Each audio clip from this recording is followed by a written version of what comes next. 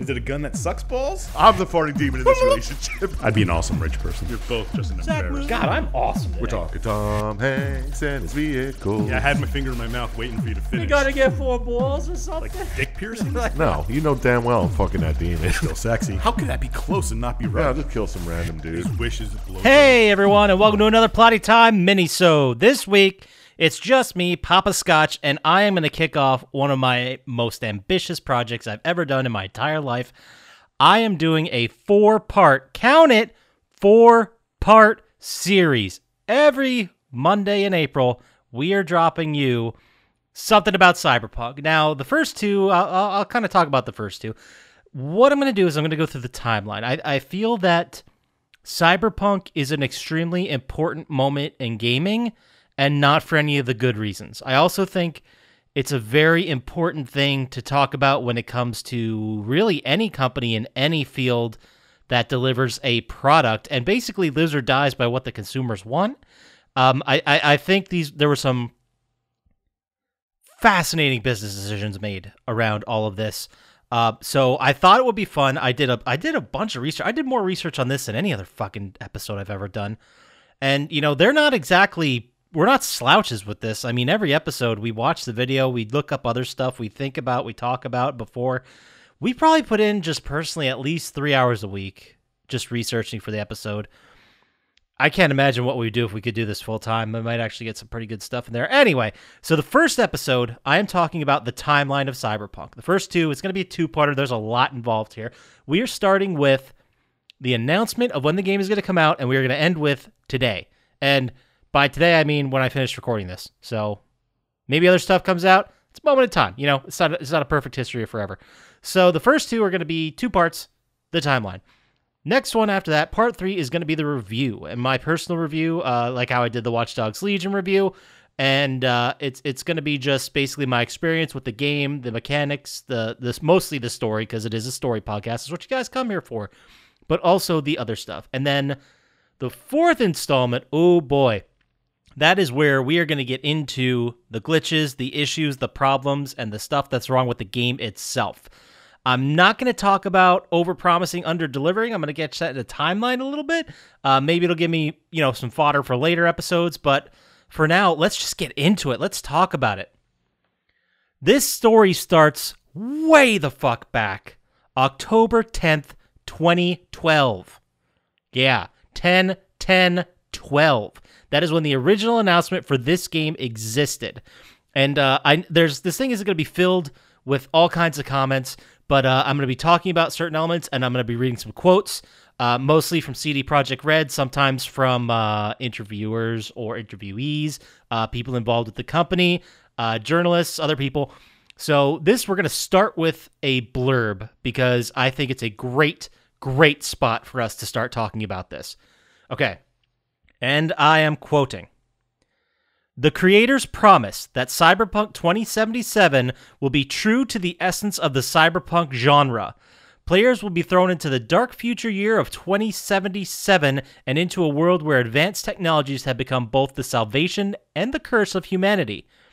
A multi-thread, non-linear story designed for mature players, in parentheses, a CD Projekt Red trademark, close parentheses, will take place in the sprawling metropolis of Night City and its surroundings. Players will have a chance to visit places well known from Cyberpunk 2020, including a combat zone completely taken over by gangs, the legendary Afterlife joint, and the nostalgic Forlorn Hope." End quote. So that is the first original announcement back on October 10th, 2012. This is a game that is based off of technically a board game, which kind of coined the term cyberpunk from what I read. And, there's not much to it. It's just telling people it's coming. It's going to be cyberpunky, which by then we all kind of understood what that meant as far as an aesthetic style. And it's going to be involving some cool stuff for the board game. So people were excited. People thought it was interesting. CD Projekt Red, the company who made this game, at the time, I don't know if they released Witcher yet, but they were, before all of this happened, an industry darling, and we are going to get to that a little bit. And so we'll just go ahead and move on. There was no silence, nothing for the next 3 months until January 10th, 2013, when they debuted the trailer. Now, this is mostly a tech demo. It was extremely early. No one really expected this to be reminiscent of the final game. For the most part, it is a 3D model of a woman standing there with what looks like to be the mantis blades, which actually would make it into the final game. But they're these cybernetic extensions that come out of people's forearms that like bend backwards towards the person, then another part forward, as in blades. Like they look kind of like a mantis arm. You get it. You could figure it out. But it was very visually impressive. It looked great. It looked light years ahead of anything that was being developed in 2013 for sure. It was mostly just like a frozen 3D, I guess, setting. And the camera was kind of just going through this 3D space. I mean, look, this is an early design. Everyone was kind of excited for it, a little bit hyped. People were excited about the direction it was going. I'm talking in generalizations here. I could go back and pull Twitter. I could go back and pull the written articles. Most of this stuff I got from Kotaku. Thank you very much because of your nice sorting feature. But I'm talking in generalizations. I don't have the resources to back this up. The works cited, if you will. So I'm just kind of talking about a culturally, I guess, prescient zeitgeist that you really can't prove. You could with data, but I'm not going to go that far. Just remember, this isn't real journalism I'm doing. I'm just trying to give you an idea of the timeline of all the stuff that happened. I'm not a video game journalist. I didn't do any of this extensive research. I've never personally talked to anyone from there. So let's just move on. There was also, in this original debut trailer, a very different look to the game. There were no visible mods that everyone has, like on their face, neck, shoulders, arm areas. It was only just really the mantis blades, which kind of, I don't want to count that as a big strike against it because it's a different game. It was a different time. It was 9 years ago. Things change. But everyone generally, I mean, it looked cool. It looked really cool. The only thing that really seemed to have been preserved from this still was the mantis blades. Everything else is just cops. I mean, the cops looked completely different in the final game. There were also, I believe in this trailer, there were flying cars, and there were no flying cars in the game. There kind of were, yes, flying transports, but we were kind of led to believe that everyone would have one. You can't drive a flying transport in this game for some reason. I don't know why. So, fast forward, March 3rd, 2013. Now, there was a little bit of information dropped out. Mostly this was the multiplayer announcement that said the game will be multiplayer. In case you're wondering, as of now, we still haven't had any multiplayer. They say it's going to come out, but I don't know why or how. Basically, that was the big announcement, multiplayer announcement game. And the other part was they talked a little bit about this. It would never make it to the final game, but they talked about something called a transplant implant.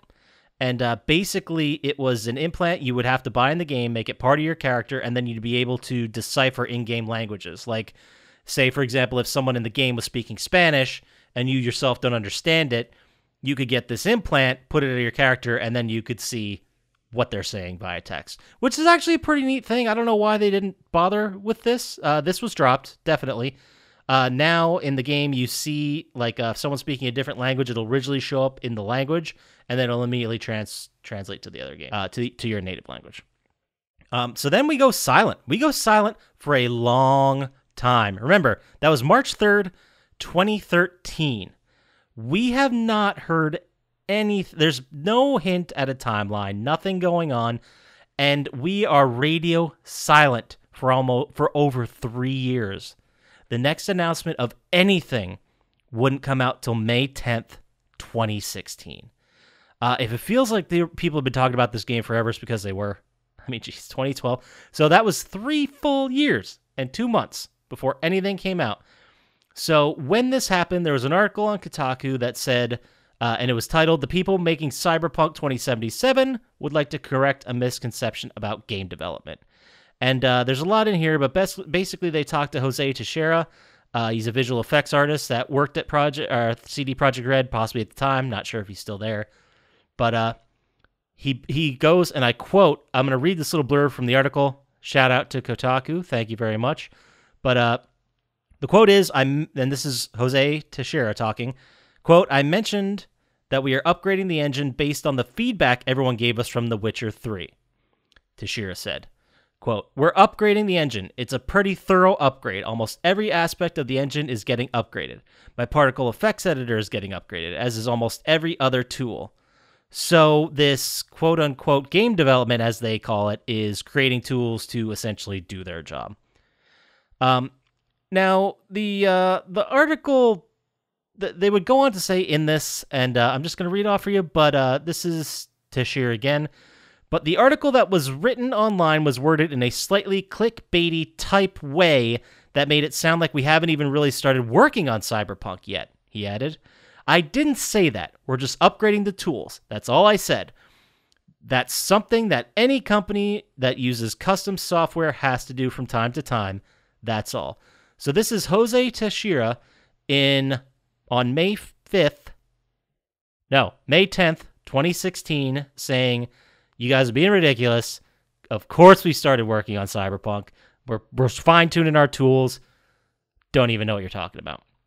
So that makes it, we would eventually get, those two things that never happened, the transplant, the multiplayer, and we'll find out later of what this timeline was all about. Now, at this point, The Witcher 3 had come out. It was a huge hit. CD Projekt Red was seen as sort of the industry darling. They didn't price gouge. They gave a bunch of DLC away for free. The game was expansive, big. The characters, everyone loved them. I personally hadn't played it, but this is a very beloved game. For me, that game's Fallout 3, and this is definitely one up there with Skyrim, and one that people just fucking love.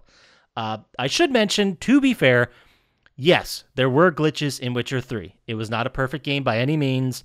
Sometimes horses would be in the air or on top of roofs. Sometimes the character would just T-pose in the air. Stuff happened. But everyone pretty much looked past it. But, there were some fun memes at the expense of it. But for the most part, people were like, you know what? It's a great game. We'll deal with a glitch here or there. No big deal. So now, this is something that I find very interesting because no one's talking about this. Remember, that article about the tools coming out came out May 5th, 2016. So now we are 4 years past the announcement, and all we've heard is, hey, we're making tools. And a debut trailer and saying multiplayer is going to happen. Even though there's no gameplay, there's nothing. So now we are fast-forwarding to June 8th, 2017. So over a year later, and this is something, I don't know why any journalist is talking about this. They're not talking about it, and I think it should be mentioned. I honestly think everyone forgot about it, but this was June 8th, 2017. CD Projekt Red was hacked. Supposedly, hackers got their hands on some early design documents. There's still, CD Projekt Red had to come out and talk about it, but they said there's no release day. They officially came out and said that has not yet announced a release day for Cyberpunk 2077. And then their quote that came out was, an unidentified individual or individuals with access to early design documents for Cyberpunk 2077. We will not be giving in to the demands, the company said, which might eventually lead to the files being published online. So remember this, June 8th, 2017, CD Projekt Red is hacked. This will come up later.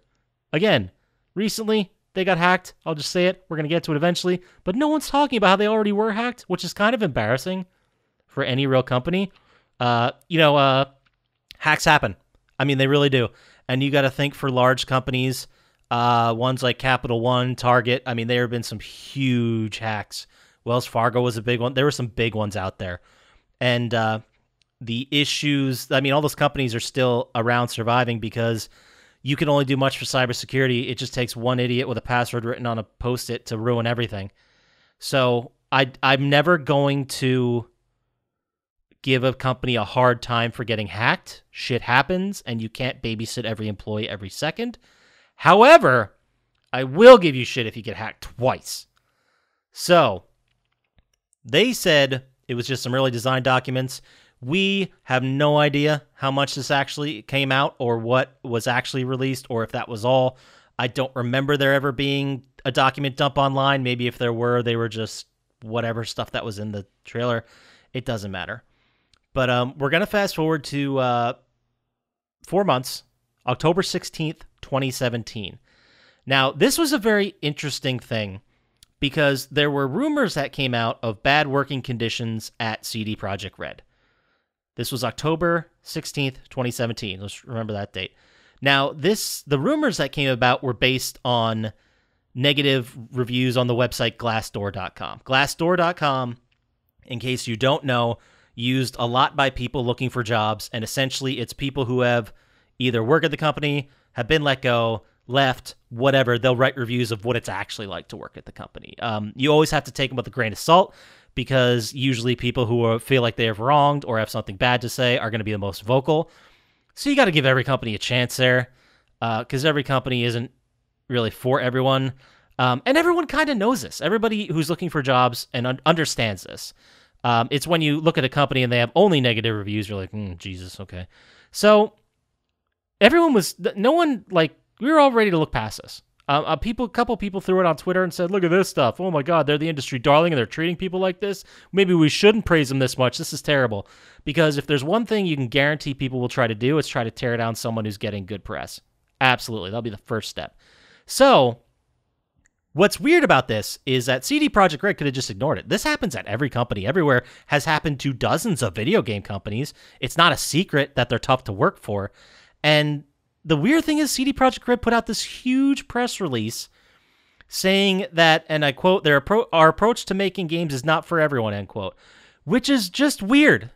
I mean, that's just one clip I grabbed the thing, but they put out this huge release. There's always negative reviews there. You can just ignore it. So I don't know why they felt they had to address this. It was very strange. So remember, this was October 16th, 2017. Now there's no other information until our following event, which would be E3 2018.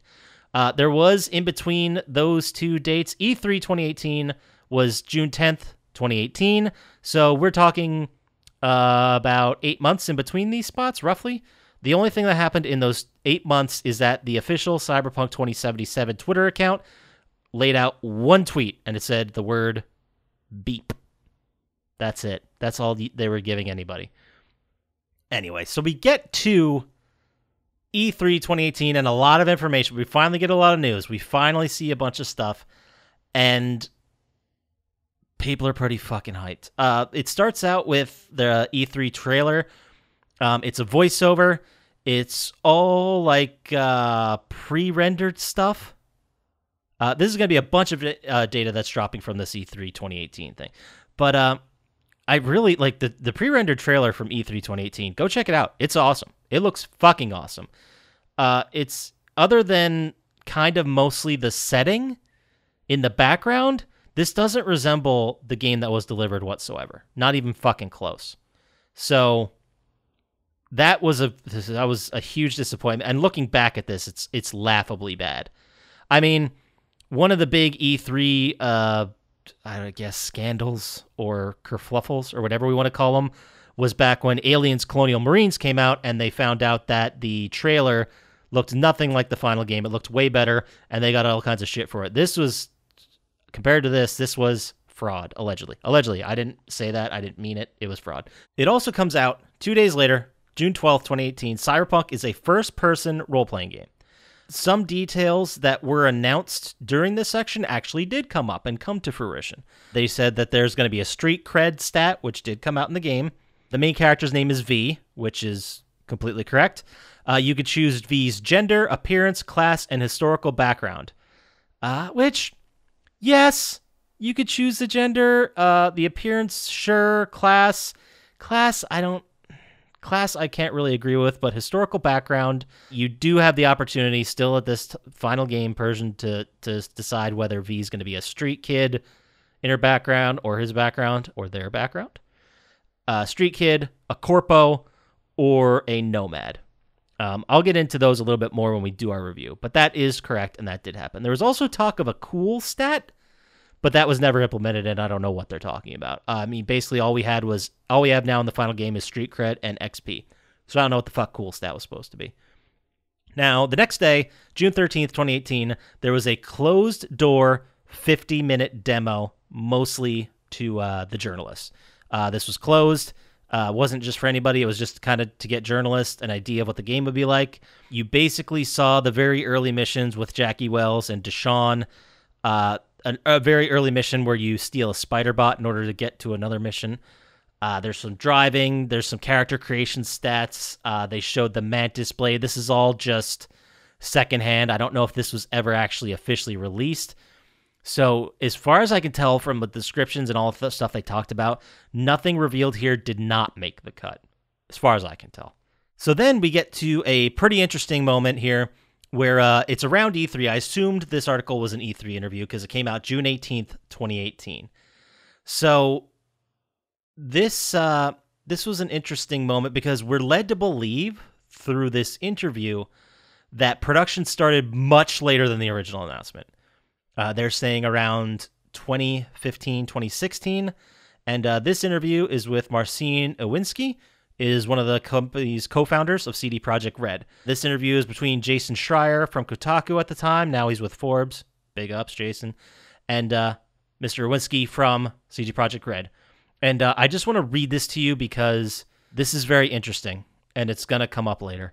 Jason says, so even though you guys teased it in 2013, it seems like the real development didn't start till after The Witcher 3. Iwinski, I can tell you about how it really worked out. When we did that, we thought we'd be able to run two projects at the same time. Jason said, a lot of people think that, and it almost never works out. Iwinski replies with, it sometimes does. Look at Ubisoft. Jason replies with 10 studios, thousands and thousands of people.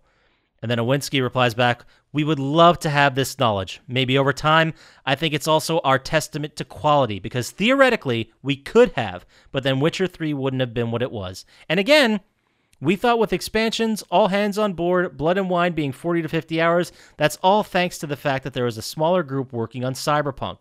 Our initial intention, or naivety, was, yeah, we'll pull it off, but hey, it's not working out. End interview segment. And this is like basically the short version is CD Projekt Red when they announced it, and at the time they said they had every intention of starting it, getting it up and running, but they couldn't. They didn't have the time, they didn't have the bandwidth, they didn't have the staff, and this is just one of our first real examples confirmed of bad management. That's what this game is. It's the story of bad management. Now, that was a lot of info, a lot going on. And then a couple months later, on August 21st, 2018, I wasn't really sure if I'd even mention this, but someone from the official Cyberpunk responded to another fan who was talking about and asking questions about the genders, where there was a pretty transphobic tweet where Cyberpunk 2077 official account basically came out and said, did you just assume my gender? Which is a very, I don't want to say popular, it's kind of creating a straw man argument for someone who maybe doesn't abide by traditional gender stereotypes or gender roles or gender assignments. So for a large company who's publicly traded in the Polish stock market to do that, it's very stupid. And it there's no good that can come from it. It's all harm. So that's really all we heard until about a week later. And I want to say this gameplay footage that dropped a week later was not because of that tweet. I don't want to say it was to quell that negative press they got. And you know, I'll never know what CD Projekt Red management was even thinking, or planning, or doing. I'm just saying, a week later, they put out a 48-minute video of Cyberpunk gameplay. Was this to get some good press? Maybe.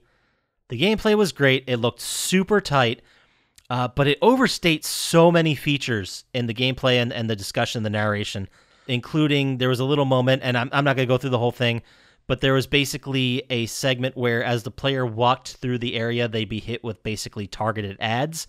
Kind of like if you've ever seen the movie Minority Report, where they scan your eyeball and see who you are and then start putting in ads just for you. Conceptually, it was very similar. That never happened in the game. There was also moments where you'd be going through and you'd basically take out your jack, your I don't even know what to call it. It's a cord that comes out by your wrist that you use to hack things. Auto jack, there it is. And you'd be plugging it into people's skulls. I don't know if there was a single moment where that happened. Maybe there was and I missed it, but they made it look like anyone would be doing it. So I don't know. I don't think that ever happened. And they talked about so much about the living city and how it's breathing and alive and there's people everywhere, which I'll get to in my review, but that turned out to be a complete fucking joke. Seriously. So then we fast forward. That was August 27th, 2018. Now we heard nothing, and we're going to almost a year later, May 17th, 2019.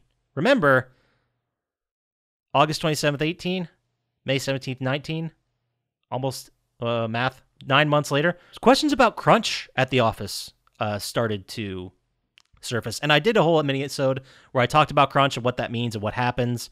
So you can go listen to that. It's great. It's basically when developers it doesn't just happen in video games. Video games are known for it, but it happens everywhere. The idea is that they are getting kind of like mandatory overtime, or people's jobs are threatened because they have to work, then they have to work overtime, or basically putting in a hostile work environment where people expected and the norm is to do like 6 or 7 days a week, 80 hours or whatever it is. The questions started coming up. They basically came out and said that they wanted to make it clear that Cyberpunk 2077's developers, that even when the studio asks them to work on nights and weekends, it is not mandatory. That is their quote. It is not mandatory. And then Owinski, coming back here, would say, "We've been working toward it for some time already," Owinski said. "We've been communicating clearly to people that, of course, there are certain moments when we need to work harder. Like, I think the E3 demo is a pretty good example. But we want to be more humane and treat people with respect. If they need to take time off, they can take time off. Nobody will be frowned upon if this is requested." This was reported by Jason Schreier again because he had mentioned that people from CD Projekt Red, using anonymity, have reached out to him regarding the crunch at the studio. So now, that's always in the background. There's possible things. Now we get to one of the big moments. This is the one that I'm sure everyone remembers. It happened for E3 2019. Remember, this is June 9th, 2019. So there was nothing for about a month after the crunch. So June 9th, 2019, they do a presser at the Microsoft conference. Keanu Reeves just walks out on stage. Everyone's favorite from the new John Wick movies. He said he walks out, he comes out, they get told the game is coming April 2020. That is the first announcement we have that there's a date. Remember, this has been in development and been announced since 2012. This is the first time they're saying it's coming, and it's April 20th. Keanu basically got everyone super hyped about it, and they showed a new trailer with him in it. So it turns out that Keanu Reeves is an NPC or an actor in the game. And this is exciting. Everyone loves this. They love Keanu Reeves. This was a great get. But again, this trailer we see, it doesn't resemble the final game at all. I mean, you have the same character models, you have the same setting, but the trailer we saw was a really cinematic moment where you're coming back after one of the biggest story missions and the big double, well, I don't want to say double cross because that'll spoil it. It's after one of the main story missions very early in the game, and it looks and it's shot and presented like it's a movie, and that didn't happen. It's all from first person, characters barely going through the motions, so it was a very big letdown. It's not even close. It's not even close to what was announced. This was June 9th, and then 5 days later, probably coming from EA and your access to these people where you can interview them, CD Projekt Red announced again it will not have a crunch. They're saying it will not have a crunch. Owinski, quote, "Why we've been making this public commitment is because we really care about the people that are making this game. It's not me coding personally or painting something. It's the super talented folks that decided to join us, and I want to make sure they feel taken care of and respected." Again, this is going to come up. Also, on a little bit later that year, 3 months later, the multiplayer announcement and confirmation came out on September 4th, 2019. They basically said, and I'm paraphrasing, the game will launch with single player, multiplayer will going to be coming on later. Now, GTA 5 did this when it first launched, and people kind of understood that, yeah, this is bigger and different, and we're fine with the single player for a while. So no one was really mad about it. They were kind of like, oh, it sucks, you can't play multiplayer day one, but it's, it's understandable. There's a different aspect. They want to focus on the single player and make it as good as possible. So there wasn't a whole lot of kerfuffle. Everyone was excited about the Keanu Reeves trailer. No one cared about this part. So then, This was September 4th, 2019. We heard nothing, radio silence, until January 16th, 2020. And this is where the first delay happens. So the game has been pushed from April 2020 to September 17th, 2020. And this is where a quote from the press release said, "We are currently at a stage where the game is complete and playable." Which is interesting because a year later when it released, it wasn't complete and playable. So that's great. And also, please remember, this is before COVID. This is a month and a half before COVID really, month and a half, 2 months before COVID really hit and spread. So this delay was pre-COVID. It was from something else. We don't know. But video game delays, very common. Happen all the time. Everyone was mad, but they were like, okay, whatever. Delayed game is eventually good. Remember, that's the one we always keep hearing. So fast forward, we're all going through COVID. People are hyped about this game. They're excited, but we're all honestly dealing with other much more important shit. And then it wasn't until June 18th, which is 7 months later, that there was a second delay to November 19th. Now, COVID year slowed everything down. We all knew that. This isn't surprising. I mean, movies are pushed. Stuff went in lockdown and stuff got pushed. It was COVID and we all understood it. So the statement that came from CD Projekt Red was, "Those who are familiar with the way we make games know that we won't ship something which is not ready. Ready when it's done is not just a phrase we say because it sounds right. It's something we live by, even when we know we'll take the heat for it." So they were pretty ready for this to the negative backlash, which there was, originally off the bat, there was plenty of it. People are dealing with COVID. People have other things they got to do. They'll be like, whatever, I guess it'll come out later this year. I just wrote this in here right before we go to break, and right I stopped for part 2. There was a Adidas Cyberpunk 2077 shoe announced on 9/24/20. That was the next thing we would hear about Cyberpunk at all, which I suppose isn't really saying anything about Cyberpunk. I just thought it was funny. There was also a Run the Jewels song tie-in, which the song's great, no save point, but the game's terrible. Anyway, so the next thing we come to, and we are getting really close to ending this for part 1, but September 29th, 2020, Cyberpunk developers will be crunching, despite saying they wouldn't. Bloomberg reported that addressing the fact goes directly against promises made only a year ago. Studio head Adam Badowski writes in the email, and I quote, "I take it upon myself to receive the full backlash for the decision. I know this is in direct opposition to what we've said about crunch. It's also in direct opposition to what I personally grew to believe a while back, that crunch should never be the answer. But we've extended all other possible means of navigating the situation." Now, they did mention here that people would be paid for their additional work, so I guess that's good, but they lied. And now they have to deal with crunch and angry people, and people you're pushing to the brink who are not going to deliver good work. Crunch is a bad idea. Don't do it. So, now, right before I leave you for part 1, on October 10th, 2020, this is, October 26th, 2020, about a month after Crunch is reporting and it's happening and they said they wouldn't, a tweet came out saying the date for November is set in stone. Flat out, period. That came out Twitter October 26th, 2020. What would happen the next day, do you think? Well, you're going to have to tune in for part 2 next week to find out. That was part 1.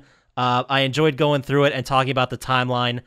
I wanted to emphasize things that would come up later. I hope you guys enjoyed it. If you want to reach out to us, playtime@gmail.com. We have a 100% response rate. We've responded to every email that's come in. You can also get to us on the socials at Plottytime on Instagram and Twitter. Or, if you go to YouTube, like and subscribe there. It really helps us out. Like and subscribe anywhere you got this podcast. Like, subscribe, rate, review. Tell us what you thought. If you think it fucking sucks, tell us. Send us an email about it. We'd love to read it, get any positive feedback we could. So that does it for part 1, Cyberpunk Timeline.